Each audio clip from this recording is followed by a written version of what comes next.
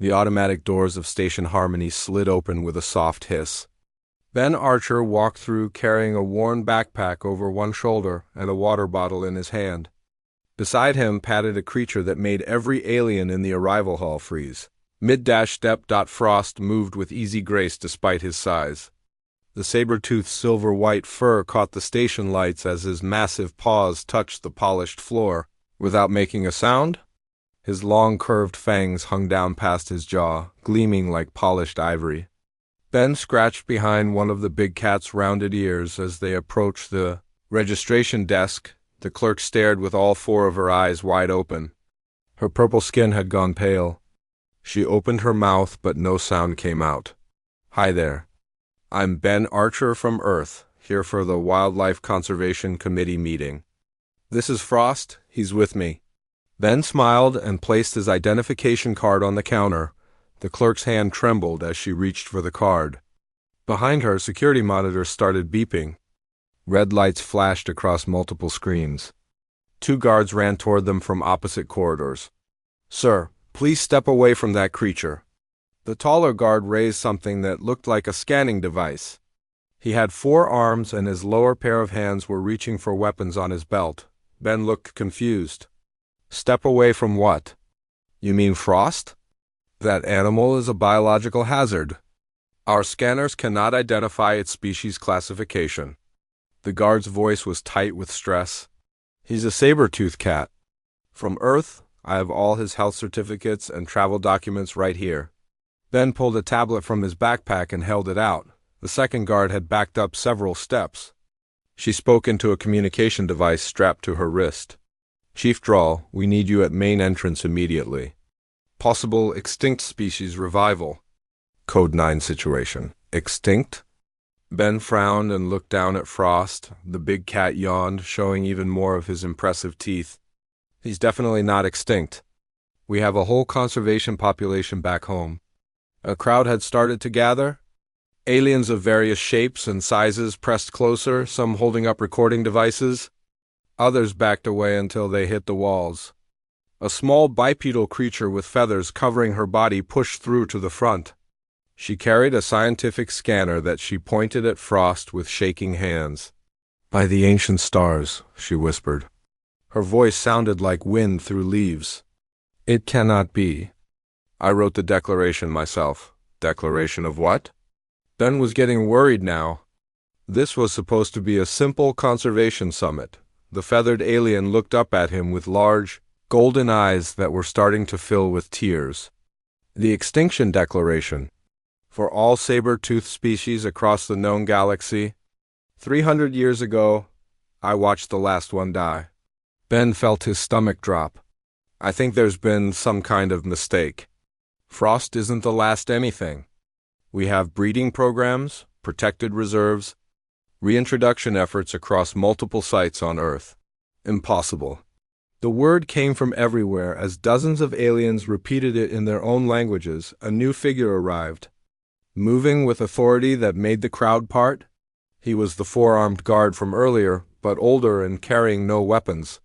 His uniform had more badges. "I am Chief Drawl. Someone explain what is happening here before I lock down this entire sector." The feathered scientist stepped forward. "Chief, I am Dr. Yenna from the Galactic Archive of Lost Species. That creature is a saber-tooth. They are extinct. Every world that had them lost them to the Crimson Fever 287 years ago. Every single one. Earth wasn't part of the Galactic Council back then," Ben said slowly, pieces clicking together in his mind. "We were still working on basic space travel. Nobody contacted us about any plague." "Your world had saber-tooths?" Dr. Yenna's voice cracked.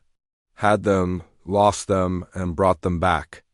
It took us about 80 years of work, but we've successfully restored the population. Same with dire wolves, woolly mammoths, and about 40 other extinct megafauna species." The silence that followed was so complete that Ben could hear Frost's breathing. The big cat sat down next to him and leaned against his leg. Sensing his human stress, Dr. Yenna's legs seemed to give out. She sat down hard on the floor, her feathers puffing up and then flattening in waves. "You brought them back?" You actually brought them back. More humans were coming through the entrance now. Ben recognized some of his fellow delegates. They saw Frost and waved. Hey, Ben? Did Frost handle the transport okay? A woman with red hair called out. Yeah, he's fine. But apparently we've caused some kind of situation. Ben gestured at the frozen crowd. The woman looked around at all the staring aliens. What situation? Did something happen? An alien near the back of the crowd made a choking sound and then collapsed. Two others rushed to help while a third just sat down where he stood and started making a high-pitched keening noise. Chief Drell rubbed his forehead with one of his upper hands. I need to call an emergency council session immediately. He looked at Ben. You and your animal are not to leave this station. Do you understand? We weren't planning to, Ben said. The summit runs for 3 days. The summit is now the least important thing happening on this station. Droll walked away. Speaking rapidly into his communicator. Doctor. Yenna was still sitting on the floor. She reached out one trembling hand toward Frost. The Saber-Tooth looked at Ben, who nodded. Frost took 2 careful steps forward and lowered his massive head. Yenna's fingers touched the soft fur between his ears. You are real, she whispered. After all this time, one of you is really here. Ben knelt down next to her. Doctor, I think you need to tell me about this crimson fever, and I need to understand what extinction means to the rest of the galaxy. Because where I come from, we don't accept extinction as permanent anymore. Yenna looked up at him with wonder and something that might have been hope beginning to shine in her golden eyes. Doctor. Yenna's private research lab smelled like old paper and electronic equipment. Holographic displays floated in the air around the room, each one showing a different world.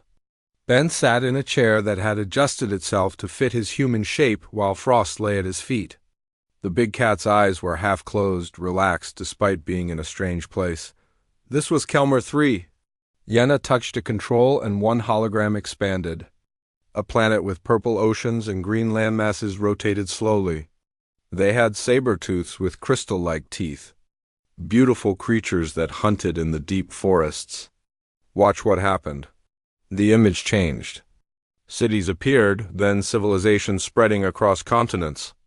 Then dots of red began appearing. They spread like fire across the map. Within seconds, the entire planet was covered in red markers. Crimson fever. It appeared without warning 287 years ago. First on Kelmer 3, then on 16 other worlds within the same month. Yenna's feathers drooped. Every world that had saber-tooths affected. The disease only targeted large predators, but it was perfectly designed to kill saber-tooths of any genetic variation. How fast did it spread? Ben leaned forward, his conservation training making him focus on the details. From first infection to complete extinction took 6 weeks on most worlds. Some held out for 3 months. None lasted longer than that. Yenna pulled up more images. Different species of saber-tooths appeared in the air. Some had stripes, others spots. Some were huge, others smaller and built for climbing. We tried quarantine protocols. We built sealed facilities. We transported healthy populations to isolated stations. Nothing worked. The fever found them everywhere. Ben felt sick. What were the symptoms? Respiratory failure, neural degradation, complete immune system collapse. Death was not peaceful. Yenna closed several displays with sharp gestures. I was young then, working at the largest conservation facility in this sector. We had 43 saber-tooths from 7 different worlds. I watched every single one of them die. Some in my arms. Frost raised his head and made a soft rumbling sound. Yenna looked down at him with wet eyes. I wrote the Extinction Declaration when the last confirmed saber-tooth died on Vrank Station.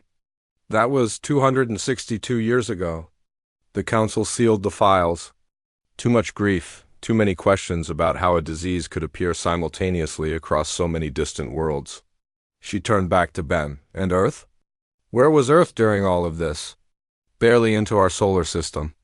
We had space stations around our moon and Mars, but nothing that could travel between stars yet. First contact with the Galactic Council was not until about 90 years ago. Ben ran a hand through his hair. Our Saber-Tooths went extinct naturally about 10,000 years ago. Climate change, human hunting, habitat loss. By the time the Crimson Fever was spreading out here, we only had their bones and frozen remains in our ice, but you brought them back. Yenna's voice held. Something between accusation and desperate hope. We developed cloning technology about 200 years ago. At first we used it for medical purposes, then someone suggested we could use it to fix some of our worst mistakes, bringing back species we had destroyed. Then gestured to Frost. It was not easy. Lots of failures. Lots of ethical debates. But eventually we succeeded. Saber-Tooths were one of our biggest success stories. The door to the lab slid open. Chief Drall entered along with a tall insectoid alien wearing diplomatic robes. The insect's multifaceted eyes reflected light in rainbow patterns. "I am Ambassador Rills of the Vespid Coalition," the insect said in a buzzing voice. "Dr. Yenna's report has reached the Council. They are calling an emergency session. Every member species is demanding answers. Answers about what?" Ben stood up, making Frost rise as well. "We just came here for a conservation summit. We were going to present our rewilding programs and share data. Your rewilding programs just became the most important topic in galactic politics." Rills moved closer, studying Frost with several eyes while others watched Ben. 17 species lost their saber-toothed predators to the Crimson Fever. For nearly 3 centuries we have mourned them as permanently lost. And now a human appears with one as a companion animal. "He's not a pet," Ben said firmly. "Frost is a rehabilitation case who bonded with me during his recovery from injuries. He helps me work with other rescued animals. Fascinating." Rills circled them slowly. "Dr. Yenna, have you scanned this creature thoroughly?" "Preliminary scans only. No signs of Crimson Fever markers. His genetic structure is pure saber-tooth with some minor modifications that appear to be stabilization corrections." Yenna pulled up new data. "The human cloning technique seems to have removed genetic weaknesses while preserving the core species identity. We need to present this to the Council immediately," Drall said. "More humans are arriving at the station. Security reports that some of them have more of these creatures with them." Ben's communicator beeped. He checked the message and groaned. "That would be Dr. Rachel Kwan and her team. They're bringing 6 juveniles for the educational demonstration we planned. 6 more saber-tooths are coming to this station?" Rills's wings buzzed loudly. "Ambassador, the political implications are enormous. Species that lost their predators will demand access to this technology. Religious groups will claim this violates natural order. The economic opportunities alone could destabilize entire trade networks." "They're just cats," Ben said weakly. "Really big cats that we're trying to help." Yenna touched Frost's shoulder gently. The big cat looked at her with calm eyes. "They are not just cats. They are hope walking on 4 legs. They are proof that the most final thing in the universe can be reversed. They are going to change everything." Alarm lights suddenly flashed red throughout the lab. Drall's communicator exploded with urgent voices talking over each other. "All stations report. 6 more biological readings just entered the docking bay. Classification impossible. Repeat, 6 unknown large predators now on station." Ben closed his eyes. "That would be Rachel. She's very punctual." Chaos had taken over docking bay 7. 6 young saber-tooths bounded through the entrance area, their excitement at being let out of the transport ship making them playful and loud. They ranged in age from adolescent to nearly adult, all of them moving with the fluid grace of apex predators. Their handler, Dr. Rachel Kwan, walked calmly behind them, carrying 3 bags of equipment and looking completely unbothered by the panicking aliens, scrambling away from her charges. "Settle down, everyone. Sit." Rachel's voice cut through the noise. 5 of the 6 saber-tooths immediately sat. The 6th, a young female with spots on her coat, bounced twice more before joining her companions. All of them looked at Rachel with clear attention and discipline. Good. Stay. Rachel finally looked around at the frozen crowd and the flashing security lights. Is there a problem? We filed all the proper arrival documentation. Ben jogged into the bay with Frost keeping pace beside him. Rachel, did anyone warn you about the situation? What situation? I'm here for the summit. Rachel spotted Frost and grinned. Hey there, big guy. You holding up okay? Frost made a pleased rumbling sound and touched noses with the nearest juvenile. The young ones immediately mobbed him. Rubbing against the larger cat and making chirping noises of greeting, Chief Drowl appeared with a squad of security personnel, all of whom stopped moving when they saw 7 Saber-Tooths now interacting in the middle of the docking bay.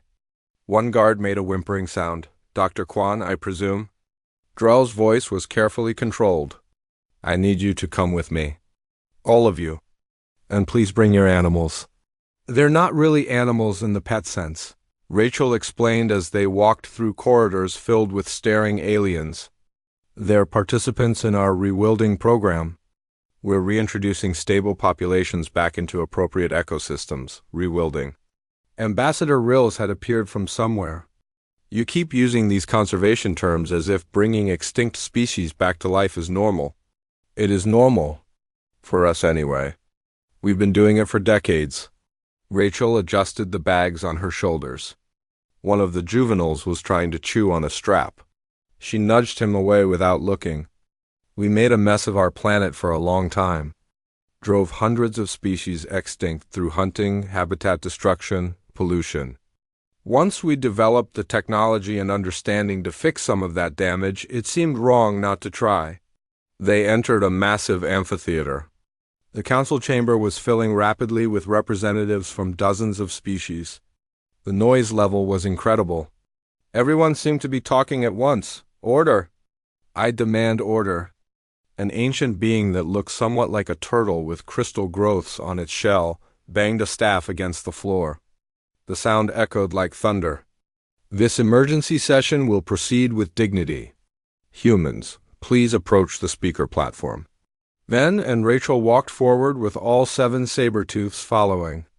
The cats moved in a loose group, curious about their surroundings but calm. Frost stayed close to Ben while the juveniles clustered around. Rachel, the turtle being, studied them with eyes that held centuries of wisdom. I am Council Speaker Tom. I have led this body for 400 years. In that time I have witnessed many strange events, but I confess this situation is unique. Dr. Quan, I understand you brought presentation materials? Yes, Speaker. Though I'm not sure what the emergency is about. Rachel pulled out a data tablet. I was scheduled to present on Earth's megafauna restoration projects. Standard Conservation Summit content? Please proceed. I suspect your presentation will answer many questions. Rachel activated the tablet and holographic displays filled the air above her. Okay, so Earth spent most of its industrial age destroying natural habitats and causing mass extinctions. By the time we developed space travel, we had lost approximately 60% of our large animal species. Once we achieved stable civilization and developed advanced biotechnology, conservation groups began serious efforts to restore what we had destroyed. Images showed landscapes being rebuilt, forests growing and then creatures appearing. Large woolly elephants with curved tusks, giant sloths moving slowly through trees, wolves bigger than any modern species. We started with species that had died out most recently and worked backwards. Cloning from preserved genetic material, correcting genetic damage, raising populations in protected environments, then releasing them back into restored habitats. About 80 years ago, we achieved our first successful saber-tooth birth. The juvenile saber-tooths chose this moment to start playing. They wrestled with each other, making the odd chirping and rumbling sounds that young predators use. Several council members flinched. Others leaned forward with intense focus. Rachel showed video footage of saber-tooths in wilderness areas. Adults hunting, raising cubs, establishing territories. Current population across all Earth reserves is approximately 4,300 individuals. They're stable, healthy, and fulfilling their role as apex predators in rebuilt ecosystems. You speak of this as if it is simple. A reptilian alien with bright red scales stood abruptly. As if extinction is merely temporary inconvenience. It's not simple. It's incredibly difficult, expensive, and time-consuming. We still have about 200 species we're trying to resurrect and failing with most of them. Genetic damage is too severe, or we don't have good enough samples, or we can't recreate the right environmental conditions. Rachel's expression became more serious. And there are huge ethical debates about whether we should bring everything back. Some species died out for valid ecological reasons. Some ecosystems have moved on and don't have space for their old predators anymore. Dr. Yenna stood from her seat. But your Saber-Tooths, they survived. They are thriving. Yes, we got lucky with them. Had good genetic samples from permafrost preservation. Their ecological niche still existed in modified form, and they adapted well to working with humans during the rehabilitation phase. Rachel looked at the 7 cats around her. They're success stories. But for every success, we have 5 failures. You had no crimson fever. Yenna's voice shook. That is why you succeeded. Earth was isolated. The plague never reached your world. Understanding dawned on Rachel's face. Wait, is that what this emergency is about? Other worlds had Saber-Tooths too? 17 worlds, Speaker Tom said quietly. All lost to a plague that appeared without warning and killed without mercy. We have mourned them for centuries. And now you arrive with 7 living examples of what we lost. Rachel looked at Ben, he nodded confirmation. She turned back to the council, and for the first time since arriving, she seemed uncertain. I had no idea. Our records show Earth's Saber-Tooths went extinct thousands of years before space travel. We never knew others existed elsewhere. Knowledge you now possess, Ambassador Rills said, buzzing forward, as well as technology to reverse extinction. Tell me, Dr. Kwan, would your Earth be willing to share these techniques? Rachel opened her mouth to answer Ambassador Rills but never got the chance. Frost suddenly went rigid. His ears flattened against his skull and a deep growl rumbled from his chest. The sound was nothing like his earlier friendly noises. This was the warning of a predator who had detected danger, the 6th juvenile. Saber-Tooths immediately responded to Frost's alarm. They moved into a tight, defensive circle around Rachel, their playful behavior vanishing in an instant. Every cat was now focused on the same section of the crowd near the back of the chamber. Ben felt his heart rate spike. Frost only does this when something is very wrong. Chief Drawl was already moving, signaling his security team. Lock down all exits. No one leaves this chamber until we understand the threat. 2 figures in the back row were pushing toward an emergency door. One was tall with green skin and too many joints in his arms. The other was shorter, covered in brown fur, moving with nervous energy. Both were trying very hard to look casual and failing completely. Stop! Security! Drow's voice boomed through the chamber. The 2 figures ran. Security personnel moved to intercept, but the green-skinned alien pulled out a device and threw it. The device exploded with a flash of blinding light and thick smoke. Screams filled the chamber as aliens panicked and rushed away from the blast area. Through the chaos, Frost moved. He was not attacking but hurting, using his body to guide Ben away from the danger. The juveniles did the same with Rachel, forming a living barrier between their human and the threat. The smoke cleared slowly. Security had both fleeing aliens pinned against a wall, restraining them with energy fields. Dryle approached carrying a scanner. He swept it over both prisoners and his expression darkened. Chief, what did you find? Speaker Tom asked. Genetic sampling equipment. Military grade. Designed for taking tissue samples from living subjects without their knowledge. Dryle held up a small device that looked like an ordinary recording unit. This would have collected DNA from close range and transmitted it to an off-station receiver. The green-skinned alien said nothing. The furry one was shaking badly and making small distress sounds. Dryle focused on the frightened one. Your choice is simple. Explain what you are doing, or I transfer you to a galactic investigation facility where they will take considerably less gentle approaches to questioning. The furry alien cracked immediately. Words tumbled out in a rush. We are just collectors. We work for the Syndicate. They sent us here when news spread about the Saber-Tooths. We were supposed to get genetic samples and sell them. Sell them to whom? Ambassador Rills had moved closer, wings buzzing angrily. Anyone who wants to buy. The Syndicate has client lists from hundreds of species, all of them desperate for DNA from extinct animals. They have been selling false hope for centuries, but now there are real samples available. The alien was crying now. Please, we are just low-level workers. The Syndicate is massive. They have operations across 70 star systems. A new voice entered the conversation. An elegant alien with silver skin and wearing investigator credentials stepped forward. My name is Chief Investigator Wen. I have been tracking the Extinction Syndicate for 30 years. This is the first solid lead we have had in a decade. Drell pulled Wen aside and they spoke in low voices. Ben couldn't hear the details, but he saw Wen's expression grow more serious.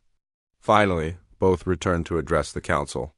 The Syndicate is a criminal organization that has been exploiting grief for profit since the Crimson Fever, Wen explained. They sell genetic materials claiming they can be used to resurrect extinct species. Most of it is fake. When it is real, they have no technology to actually do anything with it. They simply take money from desperate people and provide false hope. Dr. Yenna stood, her feathers puffing with anger. They have been selling samples from the last Saber-Tooths? From the ones I watched die? Likely yes. The Syndicate preserves tissue from extinct creatures and parcels it out slowly to maintain high prices. They have made fortunes from suffering. Wen gestured to the two captured aliens. When news spread that humans arrived with living Saber-Tooths, the Syndicate would have seen a massive threat to their business model. Not just a threat, Drell added grimly. An opportunity. Imagine what they could charge for DNA from a healthy living Saber-Tooth, especially one that has already proven it can survive and breed. Ben felt cold. They were going to sample Frost without permission. Steal his genetic material and sell it. Yes, and every other Saber-Tooth on this station. Possibly target other humans who work with resurrected species? When pulled up data on a holographic display, we found communication logs. The Syndicate has been monitoring Earth for decades. Waiting for your de-extinction programs to mature, they plan to steal samples from multiple species, not just Saber-Tooths. Rachel had gone pale. How many species are they tracking from Earth? 43, according to these files. Everything you have successfully brought back. They have buyers waiting for all of them. The council chamber erupted in angry voices. Representatives shouted over each other about security, about protecting the humans, about shutting down the Syndicate permanently. Speaker Tom banged his staff repeatedly before order returned. This situation has escalated beyond a simple conservation summit, Tom announced. We now face criminal elements threatening both humans and the potential restoration of our lost species. Chief Investigator Wen, what do you need? Full access to the prisoners for questioning. Cooperation from the human delegation to understand what species might be targeted. And permission to launch a multi-system investigation into Syndicate operations. Wen looked at Ben and Rachel. I also need you both to understand that you are now in danger. The Syndicate will not stop with one failed attempt. We have more people coming from Earth over the next month, Rachel said quietly. Different conservation projects. They will all be targets. Then we protect them. All of them. Drell turned to his security team. I want guards on every human and every resurrected animal on this station. Round-the-clock protection. No exceptions. Ben knelt next to Frost and ran his hands through the big cat's fur. Frost had relaxed slightly but was still alert, still protective. The juveniles had settled around Rachel but kept watching the area where the threat had been. Good boy, Ben murmured. You knew something was wrong before any of us did. Ambassador Rills approached carefully. Your bond with that creature likely saved lives today? He sensed hostile intent that our security scanners missed. Frost is not just a conservation success story. He's family. Ben stood up.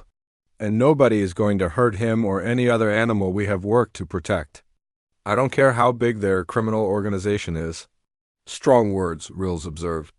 But I believe you mean them. Perhaps humans are as protective of their resurrected species as we were of our originals. An interesting parallel. Rachel joined them with the juveniles still clustered close. What happens now? Now, Speaker Tom said, we ensure this never happens again. And we begin serious discussions about restoration efforts. But first, we dismantle a criminal empire. Station Harmony's observation deck looked out on a field of stars that seemed to go on forever. Ben sat on a bench designed for species much different from humans and stared at the view without really seeing it. Frost lay beside him, the big cat's head resting on his paws. It was late in the station's night cycle. Most residents were sleeping. Thought I might find you here. Rachel's voice was quiet as she approached. She carried 2 containers of something hot that smelled like earth coffee but probably was not. Could not sleep, Ben admitted. He took one of the containers and sipped. Definitely not coffee, but close enough. Kept thinking about tomorrow. Tomorrow the Council would formally request that Earth share its de-extinction technology. 17 species would present their cases, explaining what they had lost to the Crimson Fever. Ben had reviewed the prepared statements. Each one was heartbreaking. I've been thinking too. Rachel sat down, careful not to disturb Frost. We came here to share conservation data and maybe help a few struggling ecosystems. Instead, we have become the center of something much bigger. Are you scared? Ben asked. Terrified. We're good at what we do. Ben, we can resurrect species that went extinct on Earth because we know Earth's ecosystems inside and out. But 17 alien worlds? With completely different environments, different atmospheric compositions, different evolutionary pressures? Rachel shook her head. What if we try to help and make things worse? Ben had been having the same thoughts. I keep remembering the failures. The species we could not save even on Earth, the clones that did not survive past infancy, the reintroductions that collapsed because we got the ecosystem balance wrong. They sat in silence for a while. Finally, Rachel spoke again. Why did you really get into conservation work? The truth, not the official answer you give at conferences. Ben was quiet for a long time. Frost shifted and made a low questioning sound. Ben's hand moved automatically to scratch the cat's ears. My great-grandfather was a hunter. Legal, regulated hunting, but still. He killed the last wild saber-tooth that Earth had before the cloning program succeeded. Did not know it was the last one. By the time anyone realized, the animal was already dead. Rachel looked at him with new understanding. He lived with that guilt for 50 years. Wrote about it constantly in journals that my family kept. How he wished he could take back that one shot. How he dreamed about that saber-tooth still being alive. Ben's voice was rough. I grew up reading those journals. When I was old enough, I joined the restoration program. Frost is the great-great-grandson of the animal my ancestor killed. Does that make it better? Having Frost alive? I do not know. Some days I think yes. Other days I wonder if we are just playing games with nature, trying to undo damage that maybe should stay undone as a lesson. Ben looked at Rachel. Your turn. Why do you do this work? Rachel smiled sadly. My grandmother was one of the first climate refugees. Her home country disappeared underwater when she was a child. Entire ecosystems, thousands of species, gone. She spent her whole life working to prevent more loss but died before we achieved any major restoration successes. I do this work because she could not finish it. Frost suddenly raised his head. Both humans tensed, but this time the big cat was just reacting to new arrivals. Dr. Yenna walked onto the observation deck with several other aliens. None of them looked hostile. Most looked nervous and hopeful in equal measure. I apologize for the intrusion, Yenna said. We were hoping to speak with you both before the formal council session tomorrow. Of course. Please, sit if you can. Ben gestured to available seating. The group settled in. Yenna introduced them as representatives from some of the species that had lost their saber-tooths. Each one looked at Frost with expressions of wonder and grief mixed together. We wanted you to understand what you will hear tomorrow, Yenna began. When we present our cases to the council, we will be speaking from pain that has lasted centuries. Please do not mistake that pain for anger at you or demands you cannot refuse. A crystalline being named Rel spoke next. My species had saber-tooths that lived in our coldest regions. They were sacred to us, part of our creation stories. When they died from the crimson fever, it felt like the universe had rejected us. We have mourned them in every generation since. Others shared similar stories. Saber-tooths that were essential to ecosystem balance. Saber-tooths that held cultural significance. Predators whose loss changed entire ways of life. Each story added weight to the responsibility Ben and Rachel felt.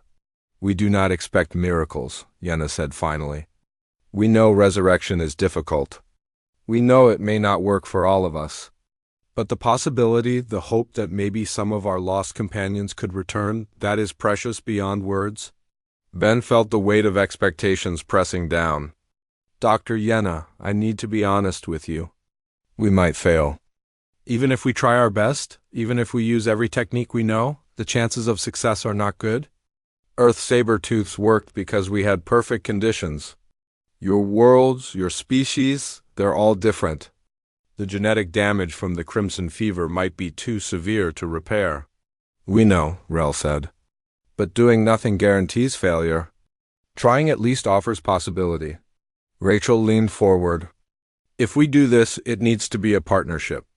Not us swooping in as saviors, but working together.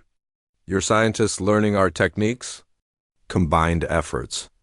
Realistic timelines measured in decades, not years. An agreement that some attempts will fail and that is okay. Those terms are acceptable, Yenna said. More than acceptable. They are wise. Another alien, this one with features like an earth otter but much larger, spoke up. There's something else you should know. Since news spread about the saber-tooths, we have been contacted by dozens of other species. Not just those who lost animals to the crimson fever, species with extinctions from other causes. Habitat loss, disease, war, climate disasters. They all want to know if Earth can help them too. Ben and Rachel exchanged looks of shock. How many species are we talking about? Rachel asked. Last count was over 400 inquiries. And more arriving every hour. The silence that followed was heavy. 400 species. 400 requests for help with losses that spanned centuries and causes. The scope was overwhelming. We cannot do 400, Ben said bluntly. We do not have resources or knowledge for that scale. But you could train others, Yenna suggested. Create a galactic network of restoration experts. Share knowledge freely so each species can attempt their own recoveries. Rachel nodded slowly. A restoration initiative? Pooled resources, shared research, combined efforts. It would take massive coordination. The Council is prepared to establish exactly that, Yenna said. With humans as founding partners, not as sole providers. This would be the galaxy working together to heal old wounds. Frost stood and stretched, then moved to Yenna. The big cat sat in front of her and leaned his head against her chest. Yenna's hands trembled as she embraced him, her feathers fluttering with emotion. This is why, she whispered. This warmth. This life. This is what we want to restore. Red emergency lights bathed the docking bay in crimson. Medical teams rushed past Ben and Rachel as they ran toward the distress signal source. An old cargo vessel sat at the dock, its hull scarred and damaged. Warning symbols indicated it had been drifting in deep space for an unknown period. Single life sign detected? Chief Drell shouted over the alarms. Life support critical. Medical team, move! They brought the survivor out on a floating stretcher. Ben caught a glimpse of an elderly alien with pale blue skin and delicate features before the medical team rushed toward the station hospital. Dr. Yenna appeared at his side, scanning data on a tablet. By the ancestors, she breathed. That is Orin, he is Kellith. The Kellith have been extinct for 40 years. Their homeworld suffered a catastrophic tectonic event. No survivors were found. Apparently one survived, Rachel said. Already moving toward the hospital, the medical bay smelled of antiseptics and hummed with equipment. Orin lay in a specialized treatment pod while doctors worked frantically. Ben stood back with Frost while Rachel consulted with the medical team. Yenna pulled up historical records, her feathers quivering. Orin was a merchant captain. His ship was reported lost in the same disaster that destroyed his homeworld. Systems must have kept him in emergency stasis for 4 decades while the ship drifted. Yenna's voice cracked. He will wake to learn he is the last of his entire species. The medical team worked for 2 hours. Finally, the lead doctor, a gelatinous being named Paul, emerged from the treatment area. He will survive. The stasis preserved him remarkably well. But his psychological state when he learns the truth, that concerns me deeply. Can we be there when he wakes? Ben asked. Not to intrude, but maybe seeing Frost will help. Proof that extinction does not have to be permanent. Dr. Paul considered this. It is irregular, but these are irregular circumstances. Yes, but please be gentle. The shock will be severe. Orin woke slowly. His eyes opened, unfocused at first, then clearing. He tried to sit up but was too weak. Confusion crossed his face as he looked around the medical bay. Where am I? Where's my crew? His voice was thin and raspy. Dr. Paul moved to his side. You are safe. You are on Station Harmony. Your ship was found drifting. I'm afraid I have difficult news about your crew. The truth came out slowly, carefully. The disaster. The time that had passed. The loss of his world and his people. Orin's face went through stages of denial, horror, grief. He wept silently, his body shaking. Everyone? All Kellith are gone? He finally whispered. You are the last we know of, Yenna said gently. I am so deeply sorry. Orin seemed to collapse inward. For long minutes he said nothing, simply stared at the ceiling with empty eyes. Then he noticed Frost. The big cat had moved closer, drawn by the scent of distress. Frost sat near the medical pod, calm and solid. What is that creature? Orin asked. A Saber-Tooth. From Earth. Ben stepped forward. His name is Frost. Saber-Tooths are extinct. Everyone knows this. They were extinct. But humans brought them back. Yenna pulled up images showing Earth's restoration programs. The species that died to the Crimson Fever are being resurrected. It is difficult work with no guarantees, but it is possible. Orin reached out with one shaking hand. Frost moved closer until the alien's fingers touched his fur. The contact seemed to ground Orin, pull him back from the edge of complete despair. Something extinct came back to life, Orin said slowly. Does that mean, could my people possibly? He could not finish the question. We do not know, Rachel said honestly. We would need genetic samples from Kellith populations. We would need to understand your biology. It would take years of research with no guarantee of success. But the possibility exists. Tears ran down Orin's face, but his expression had changed. Still grieving, but no longer completely hopeless. I am not the end, then. I might be the beginning of something new. If you want to be, Ben said. No one will force you. This is your choice. Orin's hand remained on Frost's fur, fingers working through the soft coat.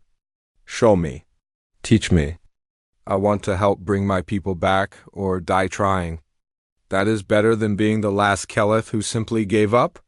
The next month transformed Station Harmony. The Galactic Restoration Initiative was formally established with Earth and 17 species as founding members.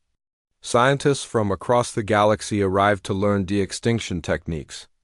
Research teams began examining genetic archives from the Crimson Fever era. Facilities were constructed on suitable worlds for breeding programs. Ben walked through the new initiative headquarters with Frost at his side. The building sat on a peaceful world with forests that reminded him of Earth. Through windows, he could see various research labs. In one, human scientists worked alongside aliens to decode damaged DNA. In another, Yenna supervised the construction of specialized incubation chambers. Outside, Rachel led a group of young aliens through an educational tour. The 6 juvenile Saber-Tooths that had come with her now served as ambassadors, teaching the galaxy about apex predators and ecosystem balance. Children from a dozen species watched in fascination as the big cats demonstrated hunting techniques on training targets. A habitat area stretched beyond the labs. Movement caught Ben's eye. 3 creatures that were not quite saber-tooths but clearly related moved through tall grass. They had been extinct on their native world for 3 centuries. Born 2 weeks ago in the initiative's first successful revival, they represented hope made real. Orin emerged from a nearby building carrying data tablets and talking animatedly with a team of human genetic specialists. He had thrown himself into learning everything about restoration science. His energy and determination had inspired others from species facing their own extinctions. Chief Investigator Wen approached with a satisfied expression. Final report on the Syndicate. 73 arrests across 40 star systems. Their entire leadership structure is dismantled. The galaxy is considerably safer for both extinct and living species. Good work, Ben said. What will happen to all the illegal genetic samples they hoarded? Transferred to the initiative. Properly stored, properly documented, available for legitimate research. Your criminal stolen goods become tools for restoration? Wen smiled. There's poetry in that. Frost made a rumbling sound and looked toward the horizon. Ben followed his gaze. The sun was setting, painting the sky in colors that existed nowhere on Earth, beautiful and alien and full of possibility. Dr. Yenna joined them on the overlook. Her feathers caught the sunset light. The first graduation ceremony is tomorrow. 60 scientists from 30 species completing their training in restoration techniques. They will return home and begin their own programs. We are really doing this, Rachel said, arriving with her group of students. Healing the galaxy one species at a time. Not healing, Ben corrected gently. We cannot undo what was lost. But we can help create something new. Versions of extinct species adapted for modern worlds. Ecosystems rebuilt around related successors. It is not perfect resurrection, but it is honest restoration. A small alien child broke away from Rachel's group and approached Frost nervously. The big cat lowered his head, allowing the child to touch his nose. The child giggled with delight. I want to be a restoration scientist, the child announced. I want to bring back the creatures from my grandmother's stories. Then study hard, Rachel told the child. Learn everything you can. The galaxy needs people like you. The child ran back to join the others. Ben watched them go, these young beings from worlds across the galaxy, united by hope and determination to fix what had been broken. Frost leaned against Ben's leg. The weight was familiar, comforting, real. A living impossibility. Proof that the most permanent losses could sometimes be reversed through dedication and partnership. What are you thinking about? Yenna asked. Ben smiled. I am thinking that my great-grandfather would be proud. We took his guilt and his regret and turned it into something that might help heal wounds across the entire galaxy. That feels right. The sunset deepened. Stars began appearing in the darkening sky. Each one represented worlds with their own lost species, their own grief, their own hope for restoration. It would take centuries to even attempt helping them all. Many attempts would fail, but every success would matter. Frost stood and stretched, then started walking toward the habitat area. Ben followed with the others. Tomorrow would bring more work, more challenges, more difficult choices about which species to try helping next. But tonight they could rest knowing they had started something important. The Restoration Initiative would spend the next century bringing back over 400 species across the galaxy. Not all attempts succeeded. Not every extinct animal could be saved. But every attempt mattered because it proved that extinction did not have to be the final word. Human had walked into a galactic summit with an impossible companion. That simple act had changed everything. Now the galaxy worked together to ensure that no species had to mourn alone, and no extinction had to be forever.